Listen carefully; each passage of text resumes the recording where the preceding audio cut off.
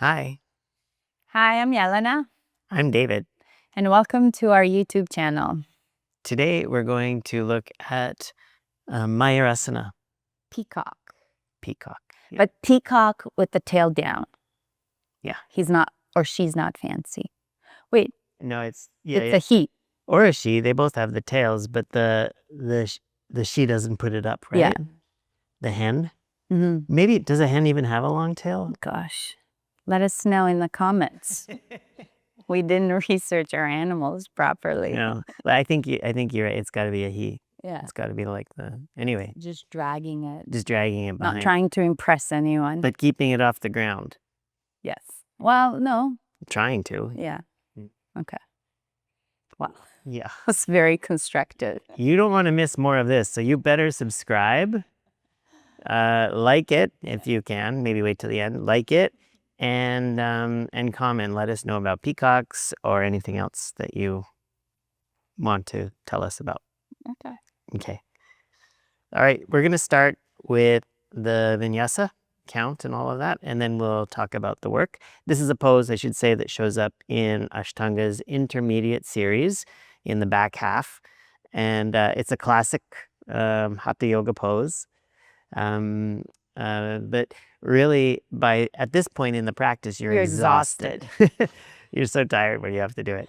And then, and Shrachi used to torment us with a long count. Super long. I have a story about that. I can give it to you after. Yeah. But I won't do that to Jelena because I have to live with her. Mm-hmm. Okay. All right. All right. So you start in Samastiti, and this is interesting. Yekam, inhale, feet hip width apart, hands down between your feet with the fingers pointing back. Dwe, exhale, fold head between the arms. Trini, inhale, your head up.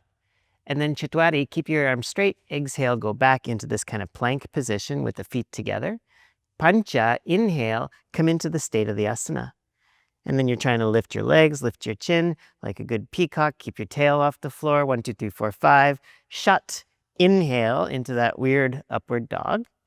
Sapta, exhale, go back. Head between the arms again. Weird, I know. Nava, inhale, you jump forward, head up. Exhale, Dasha, bring your head down. And then inhale, come up, Samastiti. Okay. That went by a lot faster than it would with Shrachi. Yeah. Well, that's a pretty good hold. Yeah, that's pretty I good. did a good job. Yeah. It's like after all of these years, it never surprises me when I fall out of this pose. Mm-hmm. I still sometimes will fall out of it. Usually, for me, what would make me fall out is being sweaty. And you don't really sweat so much. I don't sweat so much. When you get really sweaty, sometimes you make it like, the elbows start to slide and then just kind of pop in between. Yeah.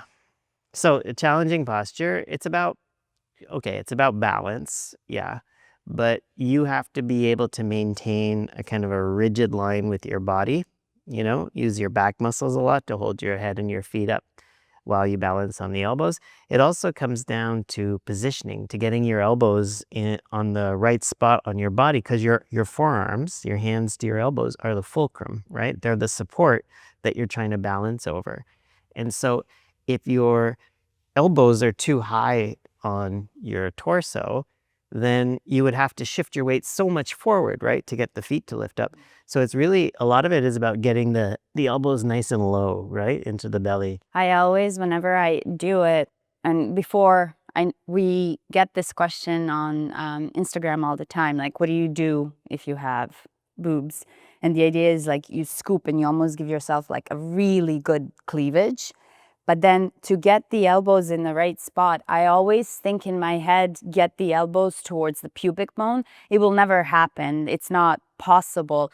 But the idea of that really makes me think about staying tucked and contained so that my elbows then end up somewhere in my belly area. Yeah, below the navel is good, right? If you can get there. Yeah. So when you're setting up for it, yeah, I guess you just go straight back into the plank here. before you come down, you're going to want to shift your weight forward and tuck. That's what I do. Yeah, see that? So Jelena went from anterior to a posterior tilt. That tuck makes a difference because Jelena is going to bring her weight forward by bending her elbows. That's really her only option. But she has to try to bring the hips as close as she can to the elbows as she comes down. And then now she can start trying to go back to an anterior tilt, but it's very hard to do. But she's going to try to open the chest. That's it. Yeah. And it's tough, right? Yeah. Another thing, like I'm trying to think what are my cues, is the vinyasa count also calls for when you jump back to that kind of weird plank position, calls for the feet to be together. And I think that's really helpful because the moment we bring our feet, our legs together, it helps us again find that middle line. And then so as you start moving forward, you're kind of moving forward more as a unit as opposed to having like two legs making it like wobbly side to side. Mm-hmm. So, and another thing and this happens a lot once you start listening for it in the sequencing, is that the vinyasa cues you into the alignment for the posture. And so, when we have that trini where we inhale the head up, so dway, we fold down and we put the head between the arms. And so if you watch what happens there when Jelena folds down, see how she has to round the back? And Shirachi would always say, keep the hands down on the floor, keep them flat. So she's pressing into the hands and creating that roundness. And then on Trini, she's still pushing into the hands head up, but she's got that pressure down, the containment here. And then try to hold on to that as you go back. So yeah, she's not doing that arching thing here. She's staying in that round tuck. And then when you jump back, for it to be a nice plank as well, you'd want to, go back in that tuck still. So that information is there already. The pattern of the vinyasa is kind of telling you the work that will need to happen. And then we have a tutorial on Shalabhasana as well. And that's an intermediate series pose, very simple back bend, where you're using your lower back muscles and your legs to kind of extend through your hips. It's kind of the same thing in this pose too, where once you get into position, the work is going to be to lift the head and the feet. But if you bear down to your hips, that's not really going to work. You're going to have to use these muscles here and try to open the chest up. Hamstrings are really strong. Good. It's pretty impressive that I held it while you were poking. Yeah. Yeah. You impressed yourself. Yeah. Are you impressed? Yeah, let us know. It doesn't matter because I'm impressed with myself. And then, yeah, once you get into that tucked, when you're walking, you notice that like I walk nice and slow. I don't take big steps. I kind of walk evenly so that the weight slowly shifts forward. And then you start by just slowly again, like really take your time pointing the feet to lift them off the ground. There isn't very like fast or aggressive movements. You're not trying to jump the feet up. No, because it's already really hard place to find balance in. So you want to go into it in a steady way. And my final tip would be, this is my technique as well, is to kind of straighten the arms just a little bit. So you're not at a perfect right angle with your elbows. I kind of straighten the arms to shift the weight forward. Yeah. And that's the weight of my upper body coming forward is what lifts my feet off the floor. Yeah. Yeah. Because it's actually easier to do the other version, which we don't do. The other version is where you let the legs go really high up and your chin is just hovering above the floor. That's much easier than doing this kind of peacock, not trying to impress anyone because it's just dragging its tail. It's not dragging its tail. Well, trying not to drag its tail. tips of the tail. Yeah, we still have to clarify this. Okay. Let me tell you my story about Shirachi before we wrap up. So I would do these lead intermediate classes with everybody. Torturous, but so much fun too.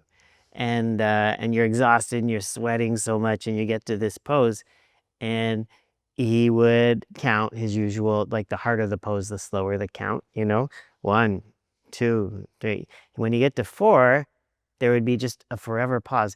And it would be like he was just waiting for everybody to collapse. out of the pose, you know, to fall. Like he wouldn't say 5 until everybody was down. Like almost everybody. Yeah, and it was so humbling in a way too. It was like, who are you trying to impress? He's the one in charge of the count. What does it matter? But it was funny because I would always hold it as long as I could, and then I would fall and he'd say 5. It was almost like I had to fall to hear 5. I'm sure everybody else felt like that too. Yeah. I just found it funny because I would fall because I'd start giggling at the long hold, like that 4 to 5. And I would just, like, that was, I guess, my way of dealing with the pressure. Yeah. Okay, well, you try. Let us know how it goes. Hope this was helpful. Please remember to like, subscribe, and comment. Let us know what you want to see. Bye. Bye.